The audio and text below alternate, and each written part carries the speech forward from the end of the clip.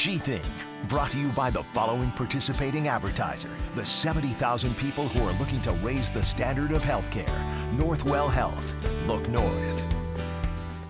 Mike Sulsona joined the Marines when he was just 17 years old. In 1969, this Brooklyn boy had heard of Vietnam, but it didn't really resonate with him. Let's get out of the neighborhood. The war's on television.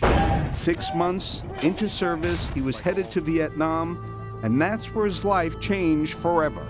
I was going to go one way, and the squad leader told me to go another way. And I took like 3 steps, and we broke out into an ambush. Can you just take me back to the first time you looked down and you didn't have legs? It was just like, this is just a mess, That spirit from within is what kept Mike on the right path. He also credits his friends who welcomed him back to the neighborhood and his special girl, Frida.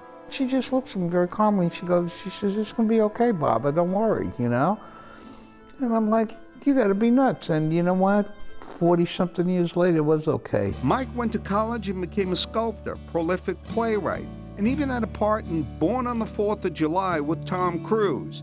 However, being a Marine, he knew he had a calling to help others. He became an ambassador to the Stephen Siller Tunnel to Towers Foundation. Many took note of his unwavering efforts to help others, and Mike got a call one day to come to Stephen Siller's offices. And I got there, and they told me that they wanted to give me a house, and I was just shocked. And I'm just like, I said, what do you say? Does this house give you a new sense of freedom? If you have the room to move around, you're not reminded you're in a wheelchair. Showing off their new digs, Frida and Mike took us on a tour of their smart home in the kitchen. The stovetop is electric, and it can be adjusted. You hit this up button here, and the countertop runs on hydraulics. The entire house has pocket doors. This is the shower. We have a teak bench so that the wheelchair can come up. Want to head to the second floor? We'll see you upstairs. We're taking the elevator.